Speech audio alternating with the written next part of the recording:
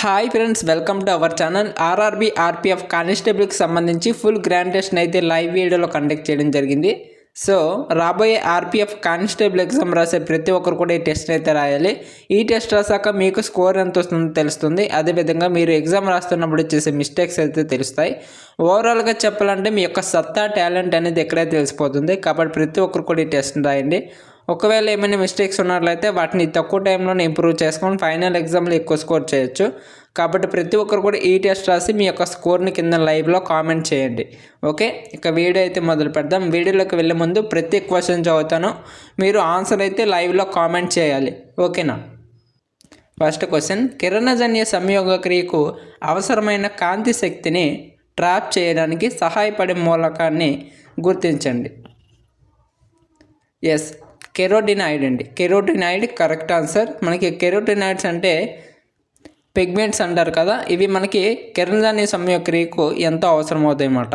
ఓకేనా? Next question, ఏ మొక్క కణజాలాన్ని పెరుగుదల కణజాలం అని కూడా పిలుస్తారు? ఏ మొక్క కణజాలాన్ని పెరుగుదల కణజాలం అని కూడా పిలుస్తారు అంటే మెరిస్టమాటిక్ కణజాలం మాత్రమే.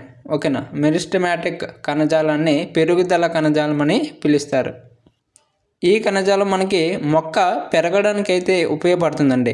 మెరిస్టమాటిక్ కణజాలం అనేది మొక్క పెరగడానికి ఉపయోగపడుతుంది. ఓకే, మరి అలాగే మొక్కలు పెరిగే ప్రాంతాలనే మెరిస్టమ్ అని అంటారండి. ఓకేనా? గుర్తుంచుకోండి, మొక్కలు పెరిగే ప్రాంతాలను ఏమని అంటారంటే మెరిస్టమ్ అని అంటారు.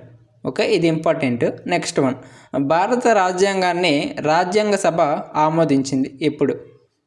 భారత రాజ్యాంగాన్ని రాజ్యాంగ సభ ఎప్పుడు ఆమోదించిందంటే ఎస్, నవంబర్ 26, 1949 మనకి భారత రాజ్యాంగాన్ని రాజ్యాంగ సభ ఆమోదించింది. మరి ఈ భారత రాజ్యాంగంలో మొదట్లోని ఎన్ని ఆర్టికల్స్ ఉండేవి? మొదట్లో ఎన్ని ఆర్టికల్స్, ఇప్పుడు ఎన్ని ఆర్టికల్ ఉన్నాయి? ప్రజెంట్ ఎన్ని ఆర్టికల్స్ ఉన్నాయి, అప్పట్లో ఎన్ని ఆర్టికల్స్ ఉన్నాయంటే అప్పట్లో వచ్చేసరికి 395 ఆర్టికల్స్ అయితే మనకి అప్పట్లో రాజ్యాంగంలో ఉండడం జరిగింది. మరి ఇప్పుడు ఎంత ఉన్నాయి అంటే 448 ఆర్టికల్స్ అయితే ఇప్పుడు ప్రెజెంట్ ఉన్నాయి. నెక్స్ట్ మనకి భారత రాజ్యాంగాన్ని ఎవరు రాశారు? ఓకేనా? చేతితో ఎవరు రాశారు అంటే ప్రేమ్ బిహారీ నారాయణ్ రైజాద్. ఇతను మనకి భారత రాజ్యాంగాన్ని చేతితో రాయడం జరిగిందనమాట. ఓకే, మరి భారత రాజ్యాంగ పితామహుడిగా ఎవరిని అంటారు? ఇది మీరు మాత్రం కామెంట్ చేయాలి. ఓకేనా? భారత రాజ్యాంగ పితామహుడిగా ఎవరిని అంటారో మీరు కామెంట్ చేయాలి. చూస్తాం లైవ్లో ఎంతమంది కామెంట్ చేస్తారు. ఓకే, నెక్స్ట్ క్వశ్చన్ చూసే ముందు మన ఛానల్కి ఎవరైనా కొత్తగా వచ్చినట్లయితే తప్పకుండా సబ్స్క్రైబ్ చేసుకోండి. మన ఛానల్లో రైల్వేకి సంబంధించి అలాగే అన్ని కాంపిటేటివ్ ఎగ్జామ్స్ సంబంధించి ఫ్రీగా క్లాసెస్ అయితే మీకు ఈ క్లాస్ లాగే ప్రతి క్లాస్ కూడా వస్తాయి. కాబట్టి మీకు చాలా ఉపయోగపడుతుంది. అలాగే ఈ వీడియోకి ఎవరైతే లైక్ చేయలేదో లైక్ చేయండి. చాలామంది లైక్ చేయకుండా చూస్తున్నారు. ప్లీజ్ లైక్ చేయండి. ఈ వీడియో ఎవరికైతే యూజ్ ఉంటుందో వారికి తప్పకుండా షేర్ చేయండి. ఓకేనా? నెక్స్ట్ క్వశ్చన్, మేఘాలయలోని ఏ కొండలు అత్యధిక వర్షపాతాన్ని పొందుతాయి? మేఘాలయలోని ఏ కొండలు అత్యధిక వర్షపాతాన్ని పొందుతాయంటే కాశీ కొండలు. ఓకేనా? కాశీ కొండల్లో మనకి అత్యధిక వర్షపాతం అయితే నమోదవుతుంది. నెక్స్ట్ మనకి మేఘాల నివాసం. భారతదేశంలో మేఘాల నివాసం అని ఏ రాష్ట్రాన్ని పిలుస్తారు అంటే మనకి మేఘాలయ అనేది కరెక్ట్ ఆన్సర్ అవుతుంది. ఓకేనా? మేఘాలయ నివాసం అని ఏ రాష్ట్రాన్ని పిలుస్తారంటే మేఘాలయ అని పిలుస్తారన్నమాట. నెక్స్ట్ క్వశ్చన్ చూద్దాం. సింధు లోయ నాగరికత క్రింది వాటిలో ఏ నాగరికతతో సమకాలీనమైనది కాదు? సింధు లోయ నాగరికత క్రింది వాటిలో ఏ నాగరికతతో సమకాలీనమైనది కాదు అంటే గ్రీకు నాగరికత అండి. గ్రీకు నాగరికతతో సమకాలీనమైనది కాదనమాట సింధు లోయ నాగరికత. ఓకేనా? Next one, central industrial security force CISF ప్రధాన కార్యాలయం ఎక్కడుంది? CISF central industrial security force మనకి అబ్రివేషన్ కింద కూడా అడగవచ్చు. ఎస్, మనకి న్యూఢిల్లీలో ఉంది. ఓకేనా? న్యూఢిల్లీలో ఉంది. మరి ఈ సిఐఎస్ఎఫ్ ఏ మంత్రిత్వ శాఖచే నిర్వహించబడుతుంది అనే క్వశ్చన్ అడగవచ్చు. CISF central industrial security force ఏ శాఖచే నిర్వహించబడుతుందంటే హోం వ్యవహారాల మంత్రిత్వ శాఖచే మనకి నిర్వహించబడుతుంది అన్నమాట. ఓకే, మనకి దీని ప్రధాన కార్యాలయం ఎక్కడ ఉంది? న్యూఢిల్లీలో ఉందండి. ఓకేనా? రైట్. నెక్స్ట్ క్వశ్చన్ చూద్దాం. క్రింది వాటిలో ప్రపంచంలో అత్యంత ఉప్పుగా ఉండే సరస్సులో ఏది ఒకటి? ఉప్పగా ఉండే సరస్సులో ఏది ఒకటి? ఎస్, మనకి మృత సముద్రం. మృత సముద్రం అనేది కరెక్ట్ ఆన్సర్. మరి ఈ మృత సముద్రం అనేది ఎక్కడ ఉంది అంటే జార్డాన్ మరియు ఇజ్రాయెల్ ఈ రెండు సరిహద్దులు ఉంటాయి కదా, అక్కడైతే మనకి మృత సముద్రం అయితే డెడ్ సీ అంటారు కదా, డెడ్ సీ అంటారు, అదైతే అక్కడ ఉండడం జరిగిందన్నమాట. మరి కాస్పియన్ సముద్రం ఎక్కడ ఉందో ఎవరికైనా తెలుసా? కాస్పియన్ సముద్రం అనేది యూరప్ మరియు ఆసియా మధ్య ఈ కాస్పియన్ సముద్రం అయితే ఉందన్నమాట. మరి ఎర్ర సముద్రం వచ్చేసరికి ఉత్తరాన కజకిస్తాన్ మరియు దక్షిణాన ఉజ్బెకిస్తాన్ మధ్య ఉండడం జరిగిందన్నమాట. ఓకేనా? మనకి ఎర్ర సముద్రం వచ్చేసరికి ఆఫ్రికా మరియు ఆసియా మధ్య. ఓకేనా? ఎర్ర సముద్రం అనేది ఆఫ్రికా మరియు ఆసియా మధ్య అయితే ఉంటుంది. మనకి ఆరల్ సముద్రం అనేది ఉత్తరాన కజకిస్తాన్ మరియు దక్షిణాన ఉజ్బెకిస్తాన్ మధ్య ఆరల్ సముద్రం అనేది ఉంటుంది. ఓకేనా? మనకి కరెక్ట్ ఆన్సర్ ఏంటి? డెడ్ సీ, మృత సముద్రం. Next one. క్రింది వాటిలో హార్న్బిల్ పండుగను ఏ రాష్ట్రంలో జరుపుకుంటారు? హార్న్బిల్ పండుగను ఏ రాష్ట్రంలో జరుపుకుంటారు అంటే నాగాలాండ్ అండి. Nagaland correct answer. Next question చూద్దాం. క్రింది వాటిలో ఏది వాణిజ్య వ్యవసాయం రకం కాదు? వాణిజ్య వ్యవసాయం రకం కాదు అంటే సంచార పశువుల పెంపకం అనేది వాణిజ్య వ్యవసాయ రకం కాదండి. ఓకేనా? నెక్స్ట్ క్వశ్చన్ చూద్దాం. హింద్ స్వరాజ్ డాష్ చే రాయబడింది. హింద్ స్వరాజ్ని ఎవరో రాశారు అంటే మోహన్ దాస్ కరమ్చంద్ గాంధీ. ఓకేనా? Mohan Das Karamchand Gandhi. Indian home rule అనేది 1909. ఓకేనా? 1909లో మోహన్ దాస్ కరమ్చంద్ గాంధీ రాసినటువంటి ఒక పుస్తకం అంట. ఈ హిందీ స్వరాజ్నే ఇండియన్ హోమ్ రూల్ అని కూడా అంటారన్నమాట. ఓకేనా? హిందీ స్వరాజ్ని మరొక పేరు ఎలా పిలుస్తారంటే ఇండియన్ హోమ్ రూల్ అని పిలుస్తారు. ఓకే. మరి ఇక్కడ కనిపిస్తున్నటువంటి జవహర్లాల్ నెహ్రూ రాసినటువంటి పుస్తకం పేరు వచ్చేసరికి ది డిస్కవరీ ఆఫ్ ఇండియా అండి. ది డిస్కవరీ ఆఫ్ ఇండియా అనే పుస్తకాన్ని జవహర్లాల్ నెహ్రూ గారు రాయడం జరిగిందన్నమాట. నెక్స్ట్ డిఆర్డిఓ అభివృద్ధి చేసినటువంటి మొదటి క్షిపణి పేరు ఏమిటి? డిఆర్డిఓ అభివృద్ధి చేసినటువంటి మొదటి క్షిపణి పేరు పృథ్వీ. ఓకే, పృథ్వీ. మరి డిఆర్డిఓ యొక్క అబ్రివేషన్ ఫుల్ ఫామ్ ఏంటంటే రక్షణ పరిశోధన అభివృద్ధి సంస్థ అండి. ఓకేనా? డిఫెన్స్ రీసెర్చ్ డెవలప్మెంట్ ఆర్గనైజేషన్ అనేది డిఆర్డిఓ యొక్క ఫుల్ ఫామ్. Next one. ప్రార్థనా సమాజ స్థాపకుడు ఎవరు? చాలా ఇంపార్టెంట్. ప్రార్థనా సమాజ స్థాపకుడు ఎవరంటే మనకి ఆత్మారాం పాండురంగ్ మనకి ప్రార్థనా సమాజం 1867లో స్థాపించడం జరిగిందన్నమాట. 1867లో మనకి ప్రార్థనా సమాజం స్థాపించడం జరిగింది. ఆత్మారాం పాండురంగ్ ఈ సమాజాన్ని స్థాపించారు. ఓకే. మరి స్వామి దయానంద సరస్వతి గారు ఏ సమాజాన్ని స్థాపించారు అంటే ఆర్య సమాజాన్ని స్థాపించారన్నమాట. ఇప్పుడు 1875 సంవత్సరంలో ఈ ఆర్య సమాజాన్ని స్వామి దయానంద సరస్వతి గారు ప్రారంభించడం జరిగింది. మరి రాజారాం మోహన్ రాయ్ వచ్చేసరికి బ్రహ్మ సమాజాన్ని స్థాపించడం జరిగింది 1828 సంవత్సరంలో. ఓకేనా? 1828 సంవత్సరంలో రాజారాం మోహన్ రాయ్ బ్రహ్మ సమాజాన్ని స్థాపించారు. మరి స్వామి వివేకానంద వచ్చేసరికి రామకృష్ణ మిషన్ని స్థాపించారండి. 1897లో మనకి రామకృష్ణ మిషన్ని స్వామి వివేకానంద గారు స్థాపించడం జరిగింది. ఇది ఇంపార్టెంట్. Next one. సెన్సెక్స్ అనేది బాంబే స్టాక్ ఎక్స్చేంజ్ BSE యొక్క ప్రసిద్ధ ఇండెక్స్. ఇది BSEలో ఎన్ని బ్లూ చిప్ కంపెనీల జాబితా ఆధారంగా కొలుస్తారు? ఎస్, 30 బ్లూ చిప్ల ఆధారంగా కొలుస్తారన్నమాట. రైట్. Next one. డాష్కి చెందిన వృక్ష జాతులను మొక్కల రాజ్యం యొక్క ఉభయచరాలు అంటారు. డాష్కి చెందిన వృక్ష జాతులను మొక్కల రాజ్యం యొక్క ఉభయచరాలు. చాలా ఇంపార్టెంట్. ఎస్, మనకి బ్రయోఫైట్ అండి. బ్రయోఫైట్ మొక్కలను బ్రయోఫైటాకి చెందినటువంటి వృక్ష జాతుల మొక్కల రాజ్యం యొక్క ఉభయచరాలు అని అంటారు. ఓకేనా, బ్రయోఫైటాకి చెందినటువంటి వృక్ష జాతులను మొక్కల రాజ్యం యొక్క ఉభయచరాలని అంటారన్నమాట.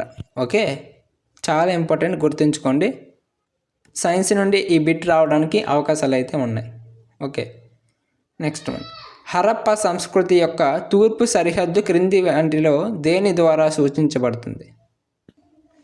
హరప్పా సంస్కృతి యొక్క తూర్పు సరిహద్దు క్రింది వాటిలో దేని ద్వారా సూచించబడుతుందంటే అలంగీర్పూర్ అండి. ఓకేనా, అలంగీర్పూర్. నెక్స్ట్ వన్ చూద్దాం. సెంగోల్ను భారతదేశానికి చెందిన క్రింది వ్యక్తుల్లో ఎవరికి మొదటగా అందించారు? సెంగోల్ను భారతదేశానికి చెందినటువంటి కింది వ్యక్తుల్లో ఎవరికి మొదటగా అందించారంటే జవహర్లాల్ నెహ్రూ గారికి మొదటగా ఇవ్వడం జరిగింది. మరి ఏంటి ఈ సెంగోల్ అంటే ఏంటంటే మనకి దీన్ని ఒక రాజదండం అని అంటారనమాట. వెండితో తయారు చేయబడినటువంటి ఒక కర్ర. ఓకేనా, బంగారంతో కప్పబడి ఉంటుంది పొడవుగా. ఆ కర్రని ఏంటంటే సెంగోల్ అని అంటారు. Okay, next one. Rajiv Gandhi జన్మదినాన్ని డాష్గా జరుపుకుంటారు. రాజీవ్ గాంధీ జన్మదినాన్ని డాష్గా జరుపుకుంటారు. ఎస్, సద్భావన దివస్ కింద జరుపుకుంటారు. రాజీవ్ గాంధీ జన్మదినాన్ని సద్భావన దివస్గా జరుపుకుంటారండి. Okay, next one. క్రింది వాటిలో బ్యాంకు రేటు పెరుగుదల యొక్క ప్రభావం ఏమిటి? బ్యాంకు రేటు పెరిగితే దాని ప్రభావం, ఇది మన ప్రీవియస్ గ్రాండ్ టెస్ట్ వీడియోలో వచ్చినటువంటి question, direct question. Okay, yes, మనకి పైవన్నీ కరెక్ట్ ఆన్సర్ అన్నమాట. ఇది వాణిజ్య బ్యాంకుల రుణాలు తీసుకునే ధరను పెంచుతుంది, అలాగే ద్రవ్య సరఫరాను తగ్గిస్తుంది. ఇది ఆర్బీఐ ద్రవ్య విధానం యొక్క కఠినతను చూపుతుంది అనమాట. ఇది ఆన్సర్లు. నెక్స్ట్, భారత రాజ్యాంగంలోని ఏ అధికరణ భారతదేశంలో యూనిఫామ్ సివిల్ కోడ్ ఉమ్మడి పౌరస్మృతి ఏర్పాటును అందిస్తుంది? ఎస్, అధికరణ 44.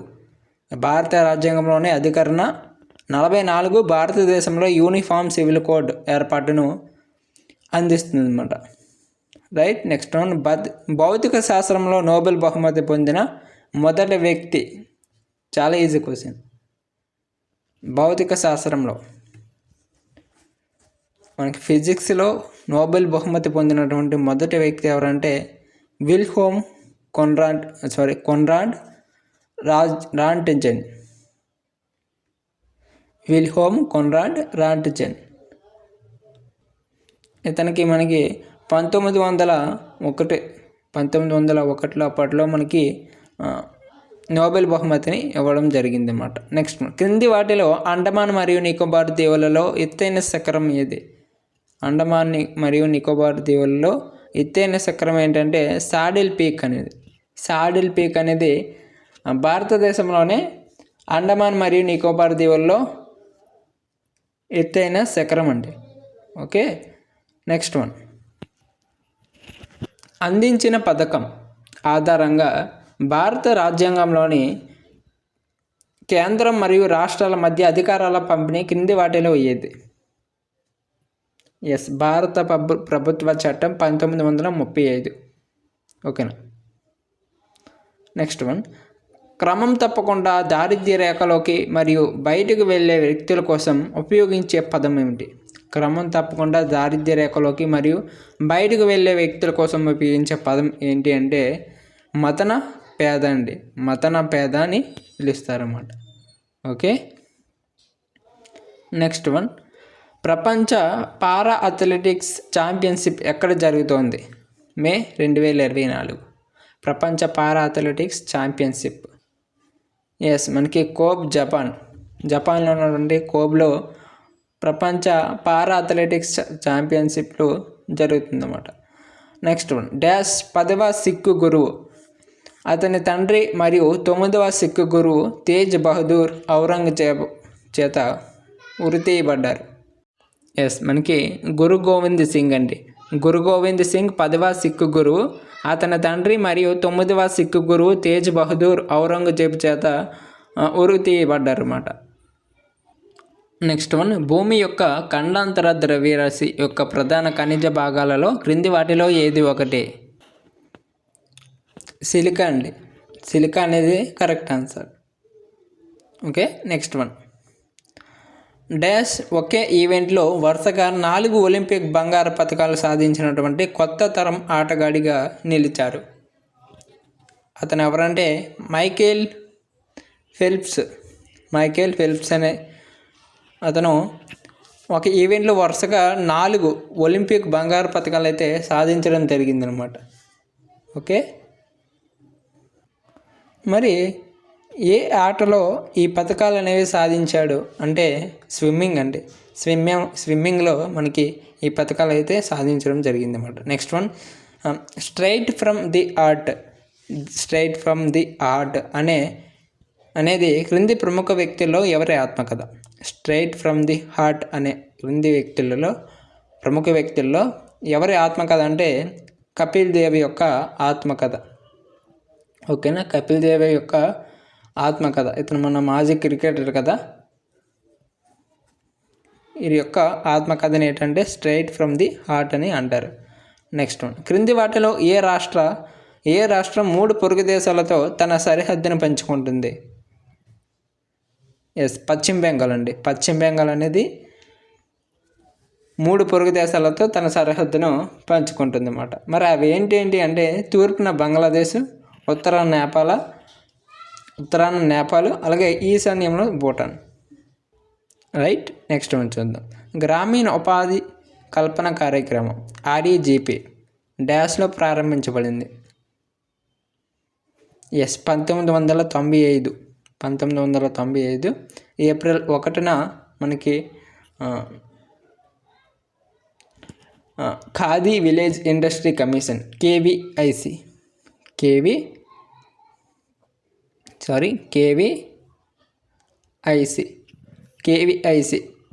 ఖాదీ విలేజ్ ఇండస్ట్రీ కమిషన్ ఈ పథకాన్ని ప్రారంభించడం జరిగింది అన్నమాట. ఓకే, నెక్స్ట్ వన్, ఉక్రెయిన్కు ప్రాతినిధ్యం వహిస్తున్న ప్రపంచంలోని మొట్టమొదటి AI దౌత్యవేత్త పేరు ఏమిటి? విక్టోరియా సి అండి. Victoria C. Next one, my life అనేది ఎవరి యొక్క ఆత్మకథ? ఎవరి యొక్క ఆత్మకథ అంటే బిల్ క్లింటన్ యొక్క ఆత్మకథ. ఓకే, బిల్ క్లింటన్ యొక్క ఆత్మకథ.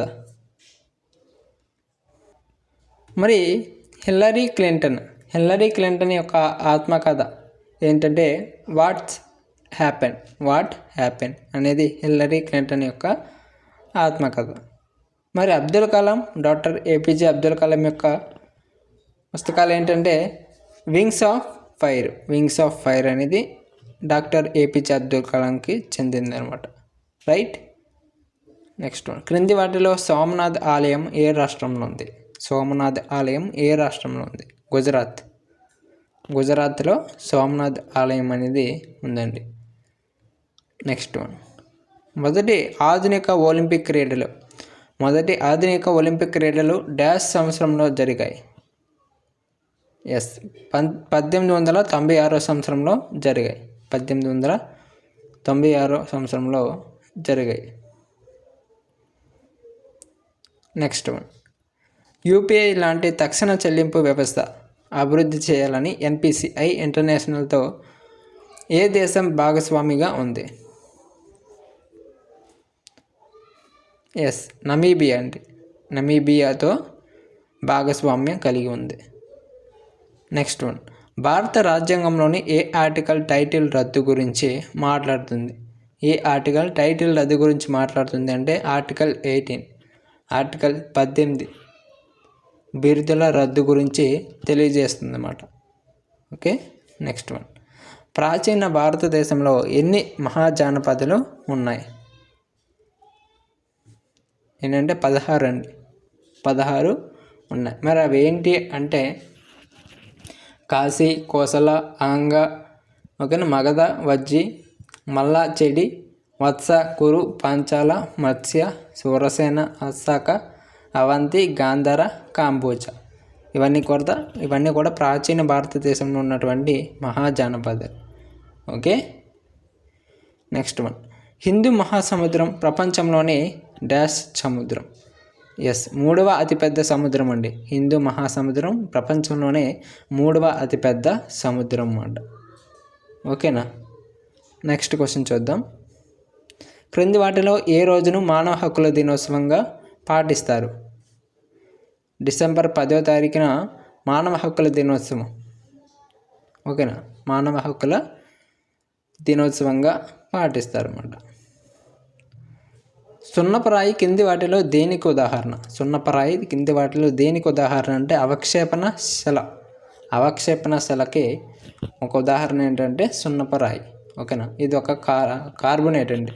ఓకేనా, సున్నపరాయిని కార్బొనేట్ అంటారు అన్నమాట. కార్బొనేట్ అవక్షేపణ శిల. Next one. క్రింది వాటిలో కార్బొనిల్ సమూహం లేదు. కార్బొనిల్ సమూహం లేదు. Yes, ethanol. ఇథనాల్ అనేది కరెక్ట్ ఆన్సర్.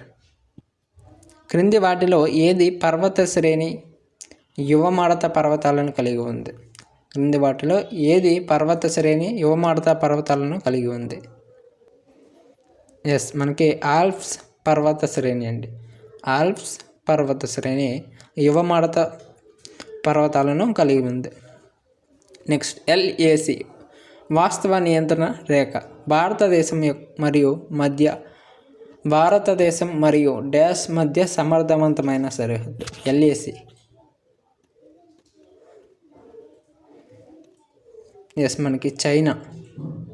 భారతదేశం మరియు చైనా. Next one.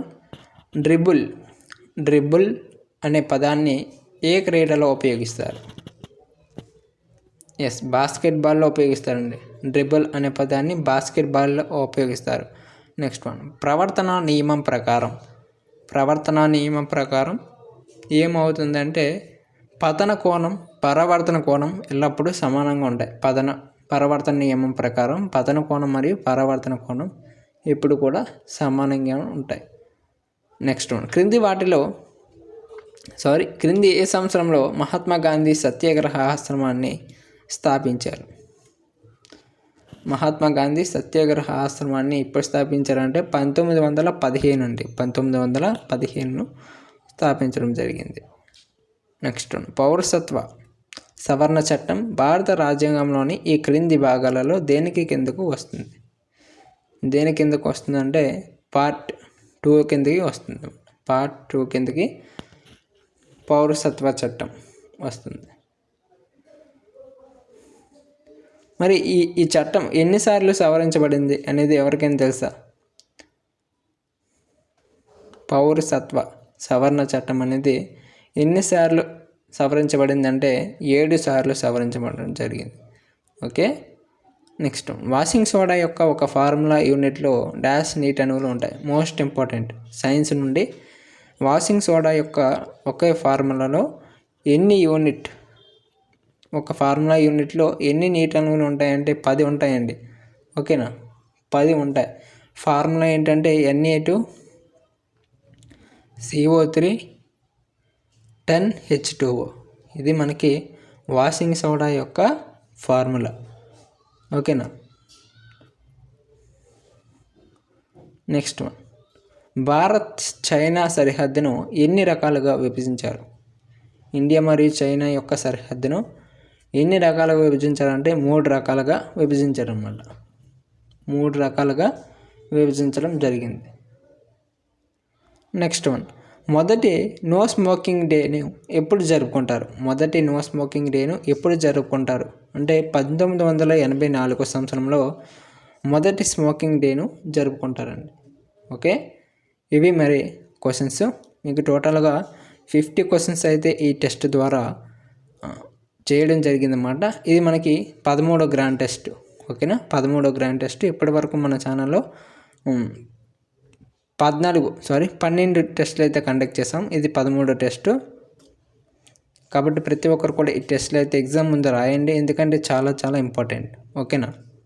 ఎవరైతే ఈ టెస్టులు రాస్తారో మంచి స్కోర్ అయితే వస్తుంది, ఇది నాది గ్యారంటీ. కాబట్టి ప్రతి ఒక్కరు కూడా ఎవరైతే రాయలేదో మీకు డిస్క్రిప్షన్లో అదేవిధంగా ఫస్ట్ కామెంట్లో ప్లేలిస్ట్ లింక్ ఇస్తాను, ప్లేలిస్ట్ చూడండి. మీకు ఒక్క వీడియో ఓకేనా, ఒక్కొక్క వీడియో లైన్గా ప్లే అవుతుంది. ప్రతి టెస్ట్ కూడా రాయండి. ప్రతి టెస్ట్లో 50 క్వశ్చన్స్ అయితే మీకు కవర్ చేయడం జరిగింది.